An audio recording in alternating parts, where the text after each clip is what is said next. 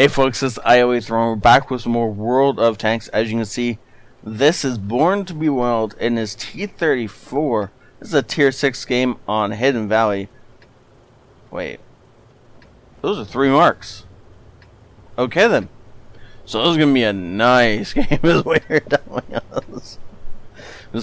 And, who here thought it was going to be the other T-34 game, right? Yeah. Yeah, me too. Like, oh cool, we'll do a T-34 game of watching that tier 8 premium tank, US heavy tank. This is not a tier 8 US premium heavy tank. This is a tier 5 Russian medium tank. And this is a tier 6 game, so this will be interesting. And best of all, this is the only tier 6 game. Only 5 and 6, sorry. So there's not even any tier 4s to shoot at. He's going to be shooting at all higher tier enemies. Yes, so that should be a lot of fun. Before we get into the game, if you guys can share this with your friends, that would be really amazing. If you want to support the channel, that's one of the best ways you can do so. Help us grow, that kind of thing. So the goal is to hit 400 by soon, and then 500 by Christmas, and that is going to continue to be my goal until it can't possibly be my goal anymore. Am I not? Oh, I am a fixed camera. He's just shooting third person and kill the Chaffee third person. Oh, yeah. No, he's not awesome at this tank at all. One bad shot, but we can't fault him too much for that. Oh, putting a shot in at the Panzer, and then the Panzer just dodged by accident. Wow. I mean, how many people wish they'd do that in tier 10s and just let you murder them senselessly? Huh. Oh, and he switches to gold round for the E2 specifically. Okay. Because that was the only thing that was in his way that you could see. And now he's firing into an E8. Which is not something he needs to be wasting gold rounds on. But I know, like, wasting is not the right word for what he's doing to that E8. What he's doing to that E2, wasting, was a good word. Oh, every shell is, well, now every shell's connecting. E8 didn't need the gold rounds for, but I understand why he's firing. I didn't realize the rate of fire on this thing was so fast. It's been a very long time since I played it.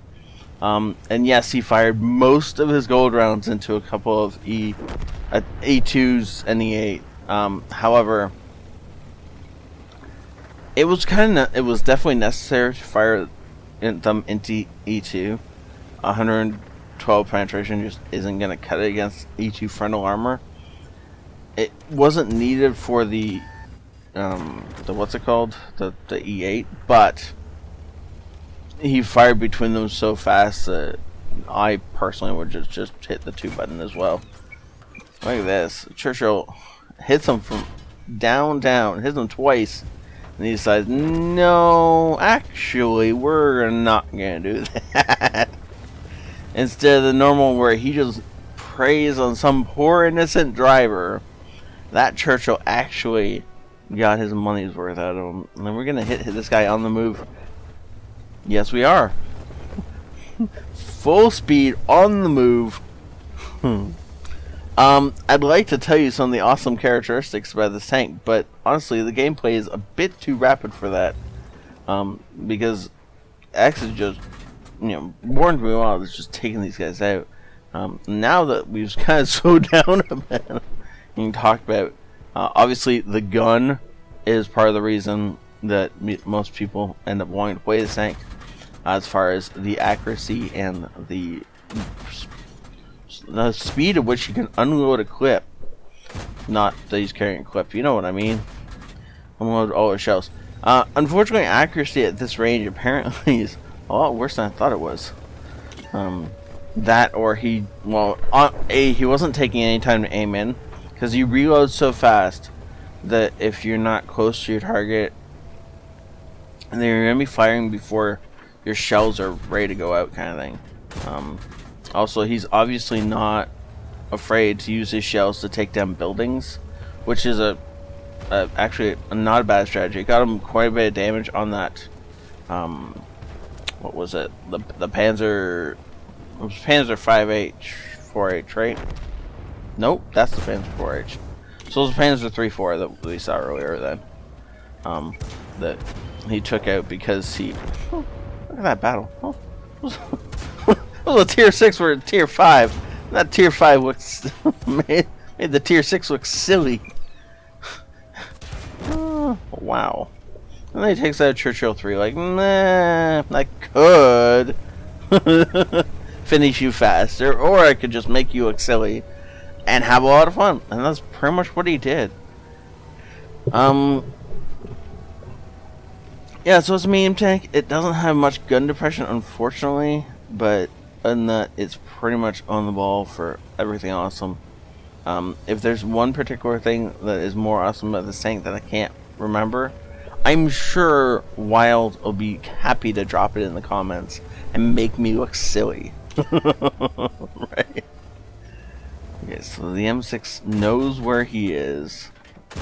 He's just got to hide for a few more seconds. But apparently we can shoot through the building faster than this guy can cap. Oh, wow. That poor M6, like he had the game in his hands. He was about to... Ooh, wasn't quite going to be a couple battles, but it was going to be a 4-on-2 victory.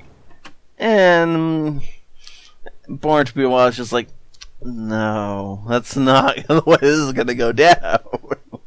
I'm actually, I wish I knew the exact reload speed he's got in this thing. I'm assuming he's got a Brothers in Arms crew with a ton of perks in order to get 3 stars on this thing.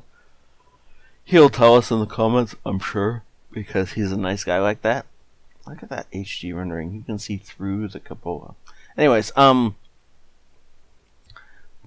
pretty sure this gun fires fast enough that he had the time to shoot out that hut no matter what. Like, the fact that his first shot opened up the building so he can fire all the way through it was lucky. I'm actually fairly certain that his reload was fast enough that even if he didn't do that, he was going to be able to fire, kill the first layer building, kill the second layer building, and then fire his last shot with about a second left on the cap and decap. Either way, though, that was cutting it a bit close.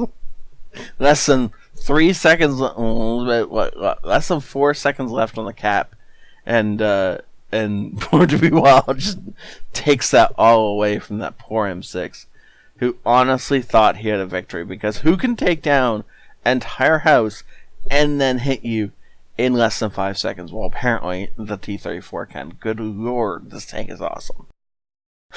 Master Badge, Ace Tanker, Bruiser, Arsonist. Wait, Arsonist? Who do you burn to death? I actually don't know who you burned to death. I was going to say it was the M6, but we didn't damage any of the modules on the M6. So I actually don't know who he burned to death. Oh well, one of you guys will tell me. Fire for Effect, Radley Walters, and Nicole's Medal. This is for destroying at least 4 enemy tanks that are a tier higher than you. Because, yeah, he wasn't balling out already. He needed that too, right? The Defender, because, well, he was the Defender. He was the ultimate savior for his team there. High Caliber and Top Gun. Yeah. Those last two, as much as they're generally awesome medals, they're just kind of sidelined for the other medals that he got this game. The only tank that he shot at, that he hit that he didn't kill himself, was the E2. But it's like one of the ones he put the most damage into. Wow. Second most damage into. That poor 3-4 at the start. And had no idea what was hitting him or how he was going to get away from it. 2,700 damage, 9 kills, 1,600 base experience. Good lord. Wow. I feel like I should be sending him some gold or something just because 1600 base experience is so rare. That's like a contest entry. Wow. That is awesome.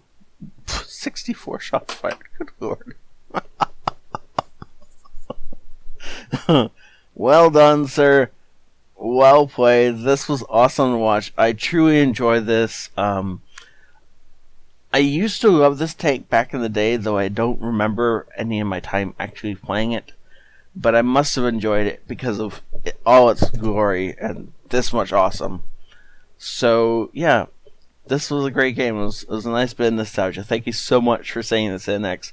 And obviously, you've been playing this tank, so if there's anything I missed as far as its pros and cons and just the all-around awesomeness of playing this tank, then please go ahead and point it out.